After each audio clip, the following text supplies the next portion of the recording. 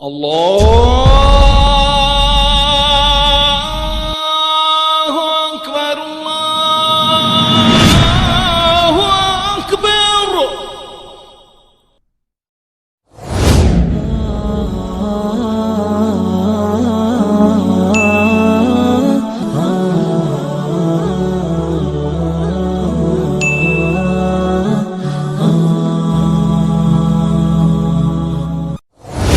قیام اللیل، تہجد کی نماز۔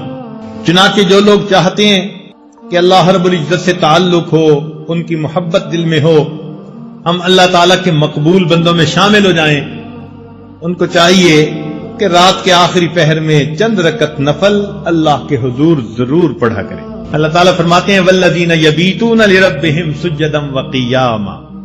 حدیث پاک میں آتا ہے افضل الصلاۃ بعد المکتوبۃ قیام اللیل، کہ 5 فرض نمازوں کے بعد سب سے افضل نماز تہجد کی نماز ہے۔ قیل للحسن، حسن رحمت اللہ علیہ سے یہ کہا گیا ما بال المتہجدین احسن الناس وجہا، کیا وجہ ہے کہ تہجد پڑھنے والوں کے چہرے بڑے منور ہوتے ہیں، ان کے چہروں پہ بڑا نور ہوتا ہے۔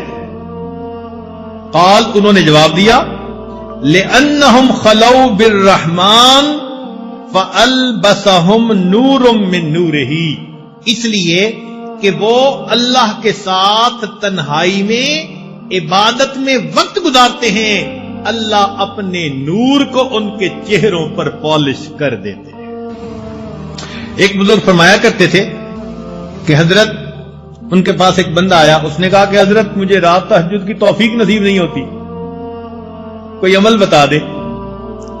انہوں نے آسان سا جواب دے دیا، فرمانے لگے اے دوست، تو اپنے دن کے اعمال کو سنوار لے، اللہ تعالیٰ تجھے رات کے اعمال کی توفیق عطا فرما دے۔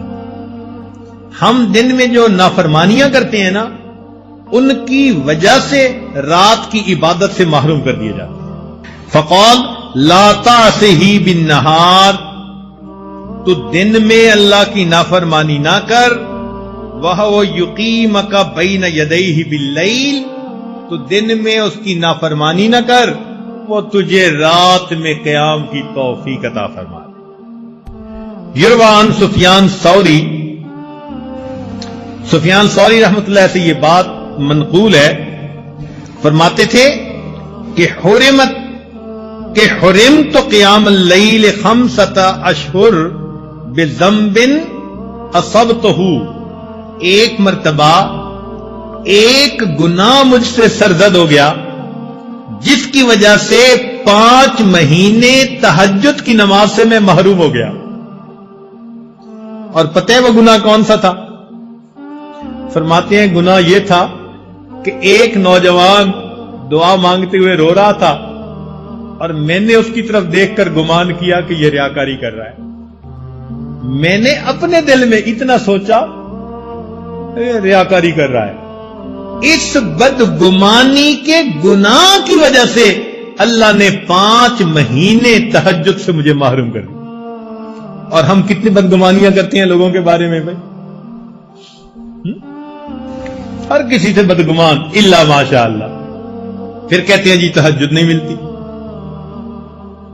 اور پھر بعض دوست تو ایسے ہیں جو بڑے مطمئن ہوتے ہیں، اور جی ہم سارا دن مدرسے میں قرآن پڑھاتے ہیں، حدیث پڑھاتے ہیں، رات تہجد نہ پڑھی تو کیا ہوا، ثواب تو مل ہی جاتا ہے۔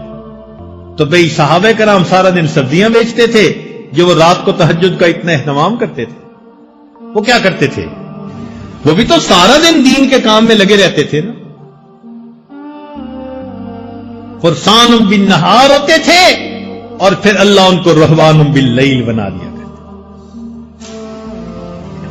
رات گھوڑے کی پیٹھ پہ ہوتے تھے صبح میں، اور رات مسلح کی پیٹھ پر ہوا کرتے تھے۔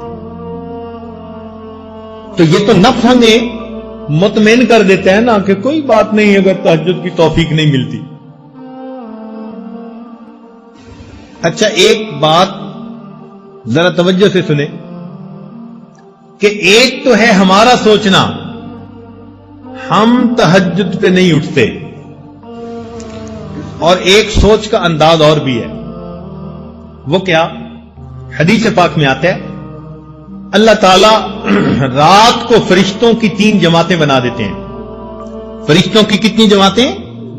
3 جماعتیں بنا دیتے ہیں. ایک جماعت کو کہتے ہیں کہ دیکھو فلاں فلاں میرے مقبول بندے ہیں، تم جاؤ اور ان کو پر مار کے جگا دو، یہ تہجد میں اٹھنے کا وقت ہے، یہ اٹھیں گے مجھ سے مانگیں گے، میں پروردگار ان کی جھولیوں کو بھر دوں گا. چنانچہ یہ لوگ سوئے ہوئے ہوتے ہیں، نہ گھڑی کا الارم نہ کوئی اور، اچانک ان کی آنکھ کھل جاتی ہے. یہ اللہ تعالیٰ کی طرف سے فرشتے اٹھا دیتے ہیں ان کو، اچانک آنکھ کھل جاتی ہے. دل میں ارادہ لے کے سوتے ہیں 3 بجے اٹھنے، 3 بجے آنکھ کھلتی ہے تو اللہ تعالیٰ کے فرشتے جگا دیتے ہیں. اور پھر دوسرے گروپ کو اللہ فرماتے ہیں کہ جاؤ فلاں فلاں فلاں میرے ناپسندیدہ بندے ہیں، میں انہیں پسند نہیں کرتا، تم جاؤ اور ان کو تھپکی دے کے سلا دو. یہ میرے نیک مقبول بندوں کے اٹھنے کا وقت ہے اور میں نہیں چاہتا کہ اس موقع پر یہ مجھے اپنی شکل دکھائیں. رات کے 1 بجے تک جاگتے رہیں گے، 2 بجے تک جاگتے رہیں گے، جب تہجد کا وقت شروع ہو جائے گا نیند آ جائے گی. آپ شادی بیاہ پہ دیکھیں، لوگ پروگرام بناتے ہیں آج شادی کی رات ہے جی ساری رات جاگیں گے. ساری رات نہیں جاگتے. جب تہجد کا وقت شروع ہوتا ہے سارا مجمع سو جاتا ہے، گھر کی عورتیں سو جاتی ہیں، مرد سو جاتی ہیں، مہمان بچے سب سوئے پڑے ہوتے ہیں. وہ سوئے نہیں ہوتے، ان کو سلا دیا جاتا ہے. تو یوں بھی تو ہم سوچ سکتے ہیں نا کہ ہم تہجد نہیں پڑھتے، نہیں، شاید ہم سے کوئی ایسا گناہ ہوتا ہے اللہ تعالی اس برکت والے وقت میں ہماری شکل دیکھنا پسند ہی نہیں کرتا. لا الہ الا اللہ.